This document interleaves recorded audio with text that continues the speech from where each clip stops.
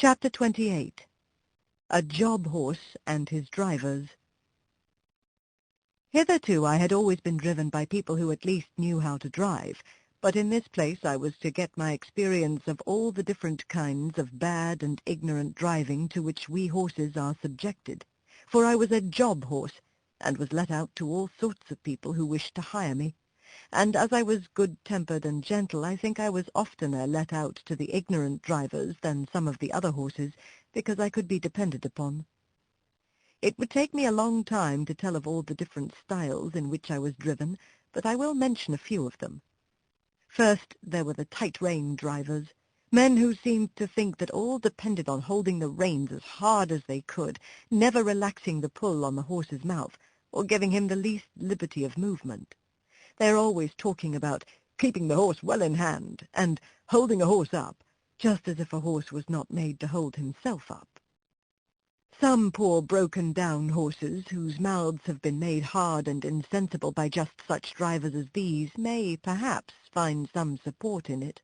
But for a horse who can depend upon its own legs, and who has a tender mouth and is easily guided, it is not only tormenting, but it is stupid. Then there are the loose-rein drivers, who let the reins lie easily on our backs, and their own hand rest lazily on their knees. Of course, such gentlemen have no control over a horse, if anything happens suddenly. If a horse shies, or starts, or stumbles, they are nowhere, and cannot help the horse or themselves till the mischief is done. Of course, for myself, I had no objection to it, as I was not in the habit either of starting or stumbling, and had only been used to depend on my driver for guidance and encouragement. Still, one likes to feel the rein a little in going downhill, and likes to know that one's driver is not gone to sleep. Besides, a slovenly way of driving gets a horse into bad and often lazy habits, and when he changes hands he has to be whipped out of them with more or less pain and trouble. Squire Gordon always kept us to our best paces and our best manners.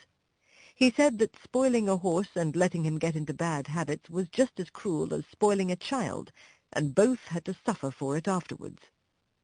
Besides, these drivers are often careless altogether, and will attend to anything else rather than their horses.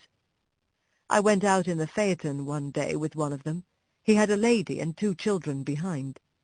He flopped the reins about as we started, and of course gave me several unmeaning cuts with the whip, though I was fairly off.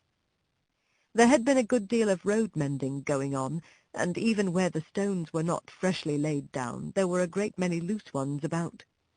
My driver was laughing and joking with the lady and the children, and talking about the country to the right and the left, but he never thought it worth while to keep an eye on his horse, or to drive on the smoothest parts of the road, and so it easily happened that I got a stone in one of my forefeet.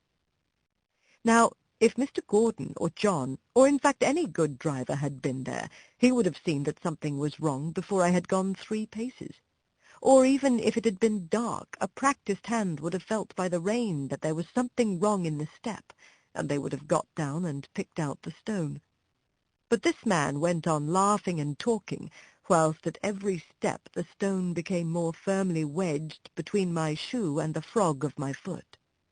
The stone was sharp on the inside and round on the outside, which, as everyone knows, is the most dangerous kind that a horse can pick up, at the same time cutting his foot and making him most likely to stumble and fall. Whether the man was partly blind or only very careless, I can't say, but he drove me with that stone in my foot for a good half-mile before he saw anything. By that time I was going so lame with the pain that at last he saw it and called out, "Well, here's a go! Why, they have sent us out with a lame horse! What a shame!"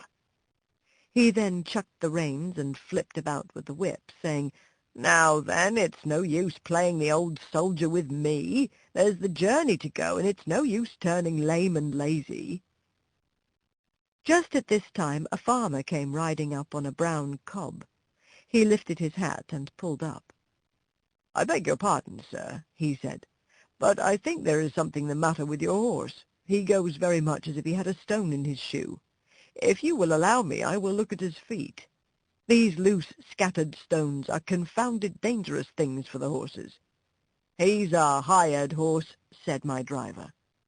I don't know what's the matter with him, but it's a great shame to send out a lame beast like this. The farmer dismounted, and slipping his rein over his arm, at once took up my near foot. Bless me, there's a stone. Lame. I should think so.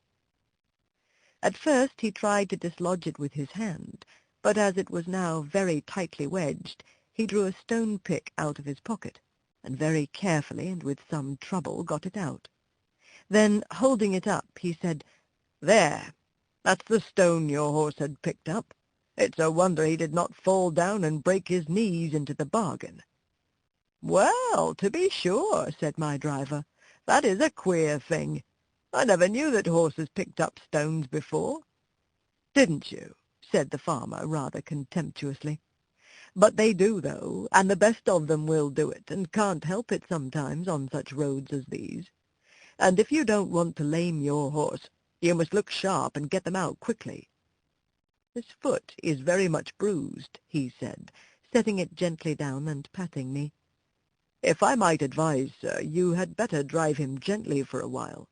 The foot is a good deal hurt, and the lameness will not go off directly. Then mounting his cob and raising his hat to the lady, he trotted off. When he was gone, my driver began to flop the reins about and whip the harness, by which I understood that I was to go on, which of course I did, glad that the stone was gone, but still in a good deal of pain.